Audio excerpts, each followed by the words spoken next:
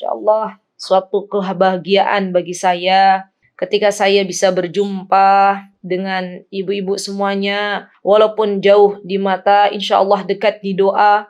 Kita saling menguatkan satu sama lain, kita saling mendoakan saudara kita, karena sesungguhnya doa yang kita panjatkan kepada Allah Subhanahu wa taala untuk saudara kita itu semuanya kembali kepada kita masing-masing. Terkadang kita ketika berdoa terlalu menyibukkan mendoakan diri kita, keluarga kita dan anak-anak kita saja. Lupa untuk mendoakan teman-teman kita, lupa untuk mendoakan saudara-saudara kita, lupa untuk mendoakan keluarga kawan kita.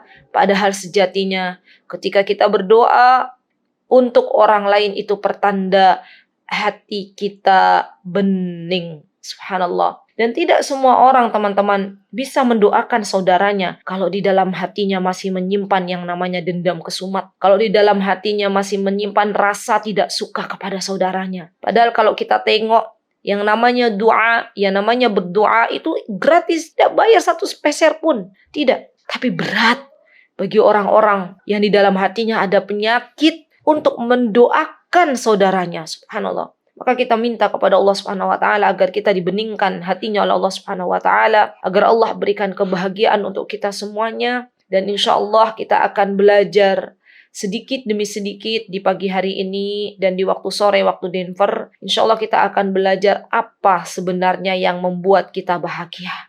Sahabatku, teman-teman, saudariku yang dimuliakan Allah Subhanahu wa taala, ketika kita belajar tentang sebuah kebahagiaan, maka nanti ada poinnya, ikhlaskan saja kalau memang itu bukan hak kita. Kalau memang itu belum ditakdirkan oleh Allah Subhanahu wa taala untuk diri kita.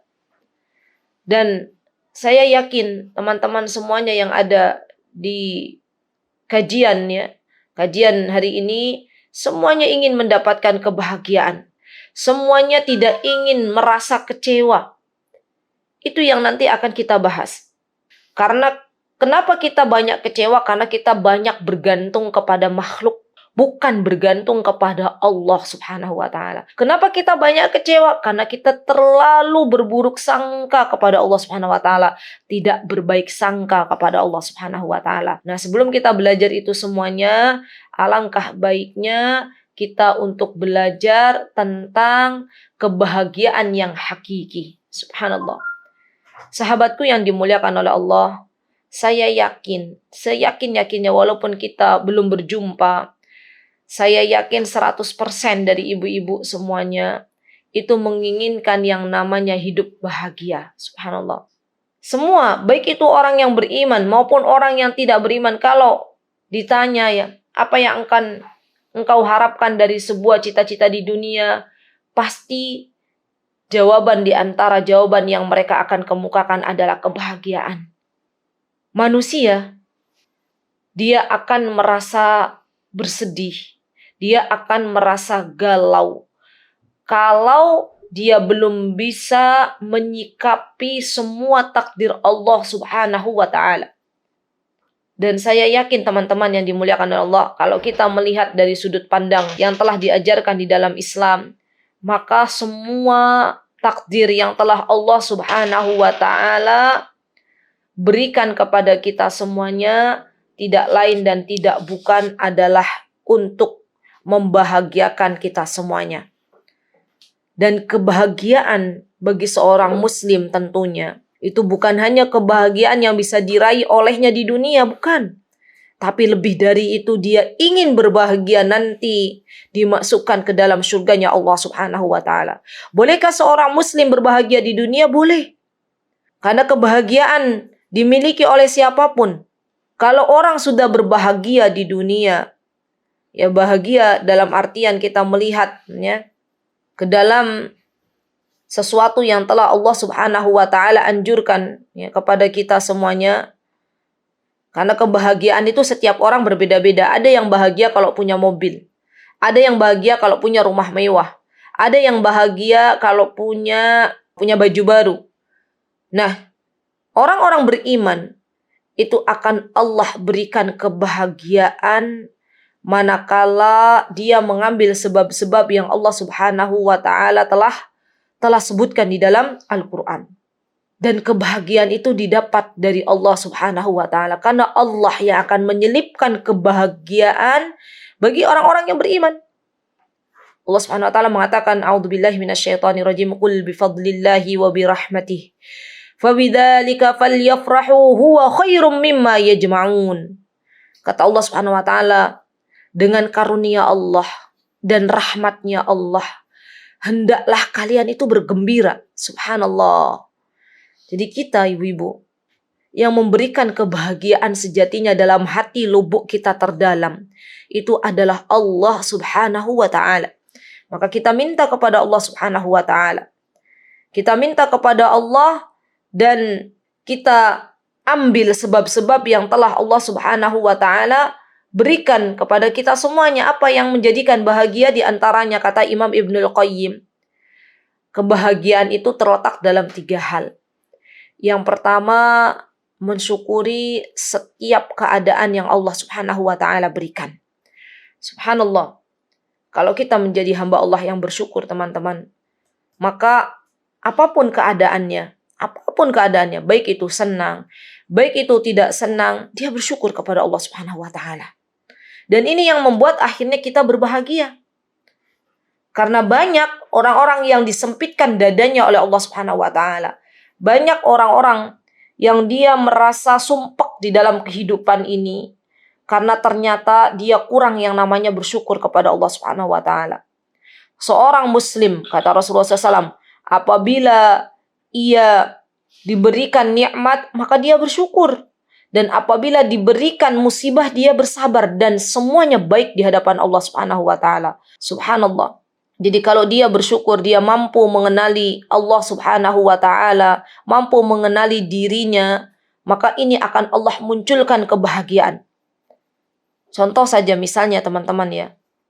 Kalau misalnya sekarang itu ada pandemi. Orang yang dia senantiasa tahu bahwasanya tidaklah, dia bersyukur kepada Allah, alhamdulillah. Disyukuri dulu adanya pandemi, disyukuri, tidak mengeluh. Alhamdulillah ya. Kalau dia sudah bersyukur, maka dia akan melihat dari sudut pandang lain. Oh, ternyata Allah menurunkan pandemi ini, walaupun dari luar kelihatannya itu sesuatu yang tidak baik, tapi dia bisa mengambil ibrah dari yang lainnya. Dia mengatakan dengan datangnya pandemi ini, ya, ternyata Allah takdirkan bumi lebih bersih, ya, karena orang-orang berada di dalam, tidak keluar. Dan ternyata kita juga mengerti, lebih peka lagi terhadap yang namanya kebersihan. Subhanallah. Dia bersyukur kepada Allah, alhamdulillah. Coba bisa dibayangkan enggak kalau misalnya ada orang datang pandemi ini yang ada adalah mencela, menghina, berkeluh kesah. Maka biasanya orang-orang yang tidak mau bersyukur kepada Allah, baik dalam kebaikan maupun kesulitan, ini orang-orang yang biasanya cepat banget sakit, cepat banget ngedrop, cepat banget stres, cepat banget yang namanya baperan. Karena dia lupa bahwasanya syukur terhadap apa yang Allah berikan dari kebaikan dan keburukan yang mungkin kita taunya itu keburukan, itu adalah yang terbaik untuk kita semuanya. Teman-teman yang dimuliakan oleh Allah Subhanahu wa ta'ala, kemudian apa yang harus kita lakukan agar kita mendapatkan kebahagiaan di dalam kehidupan ini? Ya, di samping dengan bersyukur, dan masih banyak sekali ayat-ayat yang menjelaskan tentang makna syukur ya. Nanti ibu-ibu bisa cek ya di dalam Al-Qur'an. Ya, Allah Subhanahu wa taala menyebutkan banyak sekali tentang pahala dari bersyukur kepada Allah Subhanahu wa taala, dan Allah yang menyuruh kita untuk bersyukur kepada Allah Subhanahu wa taala. Kemudian kata Imam Ibnul Qayyim ya, di antara yang harus kita bisa lakukan ya, yakni adalah sabar ketika mendapatkan cobaan, maka orang ini akan bahagia. Subhanallah. Dan ketika Allah berikan ujian ya, dunia ini adalah tempat di mana kita sedang diuji oleh Allah Subhanahu wa taala. Maka yang terlihat itu bukan seberapa beratnya ujian, tapi seberapa siapnya kita untuk menerima ujian dari Allah. Kuncinya itu ada di jawaban yang kita telah tetapkan. Contoh misalnya ibu-ibu zaman dulu ya, ketika sekolah, itu kan kita sebenarnya dari SD ya, SD, SMP, SMA, tidaklah luput dari yang namanya ujian. Kalau dulu namanya catur bulan 1, catur bulan 2, catur bulan 3 ya. Kemudian semester. Nah, ketika ujian berlangsung, kita diberitahu oleh sekolah ini akan ada ujian. Dan kita belajar ya, belajar semaksimal mungkin sampai akhirnya Allah berikan kemudahan untuk menjawab. Orang-orang yang dia sudah ambil bagian untuk belajar, berdoa kepada Allah, maka dia menghadapi ujian yang akan dia hadapi itu dengan penuh ringan, enteng. Ya. Dia ke sekolah dengan penuh pede, ya, percaya diri. Dan ketika soal diserahkan, maka ia pun menyelesaikannya dengan mudah. Ya. Karena dia tahu kuncinya, dia tahu jawabannya. Begitu pula ketika seseorang diuji oleh Allah Subhanahu wa taala. Ketika seseorang diuji oleh Allah Subhanahu wa taala di dunia, dan dunia adalah tempatnya ujian, Allah Subhanahu wa taala akan tahu mana orang-orang yang terbaik, mana orang-orang yang tidak lulus dengan ujian. Katakanlah dalam diri kita masing-masing, Bu, selama kita masih hidup, maka selama itu pula kita diuji oleh Allah Subhanahu wa taala. Dan ujian itu bentuknya bukan hanya keburukan, tapi kebaikan dari nikmat itu juga ujian. Maka kalau ada sesuatu yang tidak enak ya, kalau ada sesuatu yang Allah takdirkan, memang kita harus bersabarlah. Karena di antara kunci agar kita bisa lulus dari ujian yang Allah Subhanahu wa taala telah tetapkan kepada kita semuanya adalah dengan bersabar. Bahkan Allah Subhanahu wa taala mengatakan di dalam Al-Qur'an, di antara solusi agar kita selesai masalah-masalah ujian-ujian dari satu ujian ke ujian yang lainnya, kata Allah Subhanahu wa taala, wasta'inu bis-sabri was-shalah. Mintalah tolong kepada Allah. Dengan apa, Bu? Allah tidak memberikan jawaban yang terlalu bertele-tele. Allah hanya fokus ke dua hal. Apa dua hal itu? Ista'inu bis-sabri was-shalah. Dengan sabar dan dengan sholat. Lihat. Sabar, sholat, sabar, sholat. Sabar yang seperti apa yang diajarkan di dalam Islam? Imam Ibnul Qayyim mengatakan, orang bersabar itu ketika bisa menahan hatinya untuk tidak marah terhadap ketentuan Allah. Orang yang sabar itu ketika dia bisa menahan lisannya untuk tidak mengadu kepada makhluk. Ini berat ya ibu-ibu terutama. Karena ibu-ibu itu biasanya, ini insya Allah di Denver tidak ada yang seperti ini di Indonesia. Ya, di Indonesia itu ibu-ibu itu biasanya kalau ada masalah sedikit, biasanya langsung cari tempat curhatan. Curhat ke temannya si A, curhat ke temannya si B, curhat ke temannya si C. Setiap A, B, C memberikan solusi berbeda-beda, akhirnya jadi tambah mumet. Ya. Dia lupa kalau sesungguhnya yang patut kita adukan dari semua permasalahan adalah Al-Khaliq, adalah Allah Subhanahu wa taala. Karena Allah yang memberikan kepada kita masalah dan Allah juga yang akan memberikan solusi. Kita tahu ya, ayahnya Nabi Yusuf alaihissalam. Beliau ketika tahu Yusuf hilang, ya, ketika tahu ia harus berpisah dengan Yusuf, maka ayahnya Nabi Yusuf bersabar. Bersabar dan mengadukan semuanya kepada Allah. Apa yang dikatakan oleh ayahnya? Wa ashku bathi wa huzni ilallah. Aku adukan kesedihanku hanya kepada Allah Subhanahu wa ta'ala. Dan kalau teman-teman baca kisahnya Nabi Yusuf bersama keluarga besarnya, Allah uji tuh Nabi Yusuf, ya. Akhirnya sampai ke istana, dan di situ Nabi Yusuf diuji dengan perempuan, dengan wanita. Diuji lagi, Nabi Yusuf akhirnya masuk ke dalam penjara. Dan Nabi Yusuf bersabar. Sampai akhirnya Allah berikan bonus dari kesabaran keluarga Nabi Yusuf alaihissalam. Allah pertemukan kembali semuanya. Sebelum Allah memberikan bonus di akhirat, Allah berikan terlebih dahulu bonus di dunia. Dipertemukannya Nabi Yusuf bersama ayah tercintanya. Dipertemukannya Nabi Yusuf bersama saudara-saudaranya dalam keadaan yang lebih baik dari awal. Lihat hadiah yang Allah berikan. Coba bisa dibayangkan enggak kalau ayahnya Nabi Yusuf enggak sabar. Kalau ayahnya Nabi Yusuf sampai na'udzubillah, summa na'udzubillah, sampai akhirnya bunuh diri misalnya karena harus kehilangan anaknya, sampai akhirnya depresi. Allah akan kasih hadiah enggak? Tidak. Maka dari itu teman-teman, ibu-ibu semuanya, sabar itu tidak ada batasnya. Karena tidak ada batasnya, Allah berikan pahala sabar ini unlimited. Tanpa ada batas. Pasti Allah berikan kapan? Pasti Allah berikan. Tapi Allah merahasiakan kapan diberikannya. Yang pasti orang yang bersabar, dia akan mendapatkan ujungnya itu kebaikan, kebahagiaan. Maka dari itu saya nasihatkan diri saya terutama dan teman-teman, yuk kita belajar menahan lisan kita untuk tidak mengadukan sesuatu pun ya kepada makhluk sebelum kita adukan kepada Al-Khaliq.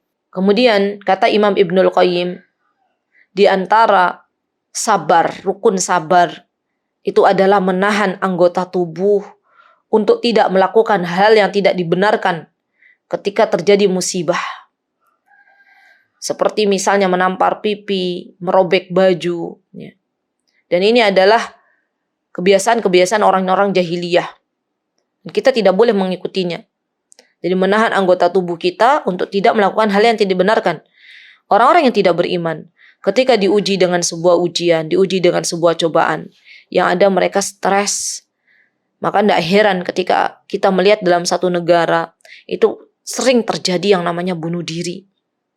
Kenapa sering terjadi bunuh diri? Karena mereka tidak diajarkan yang namanya kesabaran. Mereka tidak tahu yang namanya sabar itu harus seperti apa. Apa yang nanti kelak akan diterima oleh orang-orang yang bersabar. Subhanallah. Teman-teman yang dimuliakan oleh Allah, kalau kita pengen lebih sabar dalam menghadapi kehidupan dunia ini, maka sering-seringlah kita membaca kehidupan para nabi dan rasul. Kita akan dapati semua nabi dan rasul itu semuanya adalah orang-orang yang sabar. Ketika ditanya kepada Rasulullah SAW, ya Rasulullah, siapa yang paling berat ujiannya di dunia ini? Kata Rasulullah SAW, yang paling berat ujiannya adalah para nabi dan para rasul. Kita baca lagi, kita kaji ulang lagi tentang sirah-sirah bagaimana orang-orang terdahulu. Kita akan dapatkan namanya Nabi Nuh alaihissalam. Beliau ketika diperintahkan untuk berdakwah, beliau sabar dalam kurun waktu 950 tahun. Kita akan dapatkan bagaimana sabarnya Rasulullah SAW ketika beliau dicaci maki oleh orang Yahudi. Tapi beliau tidak membalasnya, beliau tidak mengatakan apapun. Malah justru beliau membalasnya dengan kebaikan. Yang akhirnya orang Yahudi ini masuk Islam. Kita akan melihat seorang wanita yang dituduh berzina oleh masyarakatnya, dia bersabar. Dia mengadukan nasibnya kepada Allah Subhanahu wa taala, yaitu Maryam. Maryam adalah wanita suci. Tidak pernah berjumpa dengan laki-laki yang bukan mahramnya. Dia hanya berjumpa dengan Nabi Zakaria dan itu juga adalah pamannya. Tapi tiba-tiba Maryam hamil. Dan Maryam melahirkan seorang anak. Masyarakat sekitar menuduhnya Maryam sebagai seorang penzina. Maryam bersabar. Maryam bersabar. Dan akhirnya Allah berikan pertolongan kepada Maryam karena sabarnya Maryam. Allah berikan mukjizat kepada Nabi Isa untuk bisa membela ibunya. Berkata-kata di waktu Nabi Isa masih kecil. Kita akan bisa melihat teman-teman, ketika kita membaca kisah-kisah sahabiyah, bagaimana sabarnya mereka ketika diuji oleh Allah Subhanahu wa taala. bagaimana sabarnya ibunda kita Khadijah bintu Khuwailid, bagaimana sabarnya ummahatul mukminin, sabarnya istri-istri Rasulullah sallallahu alaihi wasallam di dalam mengarungi kehidupan ini, maka kita akan dapati ternyata ujian yang Allah berikan kepada kita itu tidak seberapa kalau dibandingkan dengan ujian yang Allah berikan kepada orang-orang yang terdahulu. Dan kita akan menjadi ringan di dalam menghadapi ujian-ujian yang Allah berikan. Jadi kuncinya di antara kunci yang harus kita lakukan agar kita bisa mendapatkan kebahagiaan adalah dengan bersabar. Masya Allah, kalau berbicara masalah sabar ini sepertinya tidak cukup waktunya ya dalam satu kajian ya. Insya Allah nanti kapan-kapan ya insya Allah kita akan membahas tentang sabar. Mudah-mudahan bisa ya. Baik. Kemudian teman-teman yang dimuliakan Allah, apa yang bisa kita lakukan untuk mendapatkan kebahagiaan selanjutnya adalah banyak-banyak bertaubat kepada Allah. Banyak-banyak kita itu mengakui dosa-dosa kita di hadapan Allah Subhanahu wa taala. Karena teman-teman, Allah akan memberikan kebahagiaan, taufiknya, petunjuknya pada hamba-hamba yang sering dia kembali kepada Allah Subhanahu wa taala. Subhanallah. Maka tidak perlu kita menunjuk orang lain. Tunjuk dalam diri kita masing-masing. Sudah seberapa banyak sih kita itu setiap hari beristighfar? Rasulullah SAW saja, Nabi yang maksum, ya, beliau senantiasa beristighfar kepada Allah Subhanahu wa taala. Maka sudah seberapa banyak kita bertaubat kembali kepada Allah Subhanahu wa taala, atau jangan-jangan kita tidak bertaubat, tidak kembali kepada Allah, dan itu yang menjadikan akhirnya kita baperan. Dan itu yang akhirnya menjadikan kita tidak sabar. Dan itu akhirnya yang menjadikan kita depresi, stres dalam menghadapi dunia ini. Karena kurangnya bertaubat kepada Allah Subhanahu wa taala. Maka mulai hari ini, yuk perbanyak istighfar kita. Lisan kita gunakan, kalau kemarin untuk hal-hal yang tidak Allah ridhoi, maka kita gunakan untuk banyak bertaubat kepada Allah. Kita gunakan lisan kita untuk berzikir kepada Allah. Karena Al-Hasan Al-Basri, beliau pernah mengatakan, mohon dicatat. Kata beliau, kata Hasan Al-Basri, carilah kenikmatan dan kebahagiaan itu dalam 3 hal. Yang pertama di dalam sholat. Dan orang, kalau sholat itu bukan hanya gerakan badan. Bukan. Agar kita dapat yang namanya kelezatan iman di dalam sholat kita, minimal bisa memahami bacaan-bacaan sholat kita. Kita merasa bahwasanya sholat kita itu sedang berduaan dengan Allah Subhanahu wa taala, maka dia akan dapati kelezatan iman. Jadi PR-nya teman-teman, kalau kita pengen nih Allah berikan kebahagiaan, koreksi sholat kita masing-masing. Sudah benar belum? Sholat kita ini sudah sesuai dengan apa yang dianjurkan oleh Rasulullah SAW belum? Karena Rasulullah SAW yang mengatakan, Sallu kama ra'aitumuni usalli. Sholatlah sebagaimana engkau lihat aku sholat. Artinya sholat kita itu harus persis seperti apa yang telah dianjurkan oleh Rasulullah SAW. Tidak menambahi sedikit pun. Ya. Kalau itu sudah dilaksanakan, maka Allah akan berikan kebahagiaan. Allah akan berikan kenikmatan. Yang kedua adalah dengan banyak berzikir, mengingat Allah Subhanahu wa taala. Teman-teman yang dimuliakan oleh Allah Subhanahu wa taala, sebenarnya tidak ada zikir yang khusus ya untuk dibaca agar kita itu mendapatkan ketenangan jiwa. Berzikir itu tidak ada sesuatu yang khusus ya, zikir apa tidak ada. Yang pasti banyak zikir yang Rasulullah Shallallahu Alaihi Wasallam telah sebutkan. Misalnya kita dawamkan ya zikir yang membuat timbangan kita itu berat di akhirat. Subhanallah bihamdihi subhanallahil azim. Itu juga bisa. Teman-teman perbanyak saja istighfar. Itu akan menenangkan hati. Dan ketika teman-teman misalnya ya mengingat Allah dalam setiap keadaan. Mau makan kita baca doa. Mau masuk kamar mandi kita baca doa. Mau naik kendaraan kita baca doa. Mau masuk rumah kita baca doa, mau tidur kita baca doa, mau bangun tidur kita baca doa. Itu dalam rangka kita mengingat Allah Subhanahu wa taala. Maka barang siapa yang dia di dalam hidupnya banyak mengingat Allah, niscaya Allah akan berikan kebahagiaan. Dikoreksi lagi nih kita. Kita nih dalam hidup yang lebih banyak kita ingat itu suami kita atau Allah? Dalam hidup yang lebih banyak kita ingat itu anak-anak atau Allah? Karena kan biasanya namanya ibu-ibu itu fokusnya lebih kepada sesuatu yang dilihat ya. Kepada anak-anak, bagaimana nanti kehidupan anak-anak, kedepannya nanti bagaimana.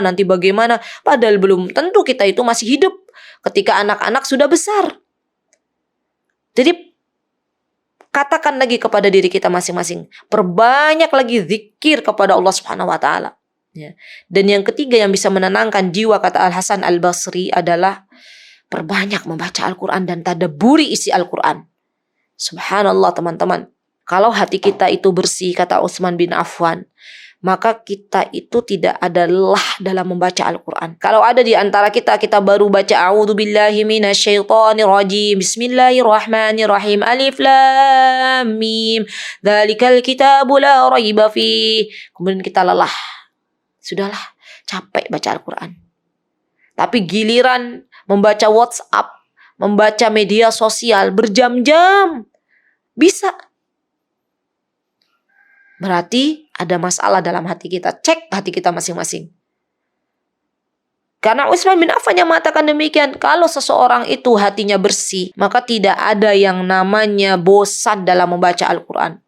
Dan ketika kita membaca Al-Quran, teman-teman, ketahuilah, pahala akan Allah berikan. Dalam satu huruf kita baca itu 10 kali lipat. Dan Allah berikan ketenangan hati, ketenangan jiwa. Apalagi kita bisa mentadabburi isi dari Al-Quranul Karim. Karena sesungguhnya semua masalah di dalam kehidupan ini, kunci jawabannya ada di dalam Al-Quran. Semua cek.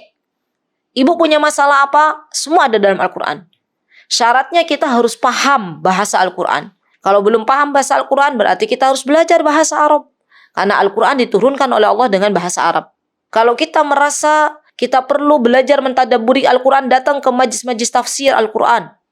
Dan orang beriman bukan hanya mencukupkan diri dengan Al-Quran, tapi dia juga harus mengkaji apa-apa yang ada di dalam hadis-hadis sahihnya. Apa yang ada dalam hadis-hadis sahih yang telah dijelaskan oleh Nabi kita Muhammad SAW. Karena pedoman kita adalah Al-Quran dan hadis. Subhanallah. Orang-orang yang Allah berikan taufik setiap hari dia bisa mengkaji Al-Quran. Walaupun hanya beberapa lembar, ditadaburi. Setelah itu buka buku hadis ya. Buka buku Riyadhus Shalihin misalnya. Buka buku Bulughul Maram, resapi maknanya, isinya. Masya Allah, saya yakin dia akan mendapatkan ketenangan jiwa. Coba saja misalnya. Ibu lagi galau nih, tiba-tiba ibu baca hadis di mana kata Rasulullah SAW, lihatlah orang yang ada di bawahmu dan jangan melihat orang yang ada di atasmu. Sebab itu lebih baik agar kalian tidak meremehkan nikmat Allah. Kita lagi galau nih. Kenapa begini, kenapa begitu? Kita belum bersyukur kepada Allah. Tiba-tiba kita baca hadis ini. Subhanallah. Nyes, hati itu tenang. Oh iya ya. Ternyata banyak orang yang lebih parah dari saya. Ternyata banyak orang yang kalau dalam dunia tuh dia yang lebih tidak punya daripada saya. Saya masih punya mata, saya masih punya telinga, saya masih bisa mendengar, saya masih bisa melihat, saya masih punya 2 kaki bisa berjalan. Apalagi yang tidak perlu kita syukuri? Makanya ya, tenang jiwanya dengan membaca hadis-hadis Nabi kita Muhammad SAW. Jadi sebenarnya Bu, dalam kehidupan ini yang perlu kita prioritaskan itu baca Al-Quran, bukan baca koran. Yang perlu kita prioritaskan itu baca buku hadis, bukan buku-buku yang lainnya dulu. Boleh baca buku yang lainnya, tapi jangan lupakan yang namanya membaca Al-Quran dan tadabburi serta baca buku-buku hadis. Karena itu yang akan menenangkan jiwa kita atas izin Allah Subhanahu wa Ta'ala. Sering datang ke taman-taman surganya Allah. Maka niscaya kita akan didoakan oleh malaikat dan seluruh penghuni langit dan bumi. Terkadang kita itu banyak ya, di antara kita itu yang terlalu terburu-buru, mengejar dunia dari sebelum terbit matahari dan pulang sampai matahari tenggelam. Tapi hatinya tidak pernah tenang, jiwanya tidak pernah tenang.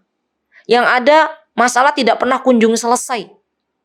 Karena ternyata kuncinya belum dia dapatkan. Kuncinya ada di dalam kesabaran. Kuncinya ada di dalam Al-Quranul Karim. Kuncinya ada di dalam hadis-hadis Nabi kita Muhammad SAW yang sahih. Maka saya nasihatkan diri saya dan teman-teman semuanya, jadikan belajar ilmu agama itu adalah sebuah prioritas di dalam kehidupan kita, bukan sambilan di dalam kehidupan kita. Baik, teman-teman yang dimuliakan oleh Allah Subhanahu wa taala.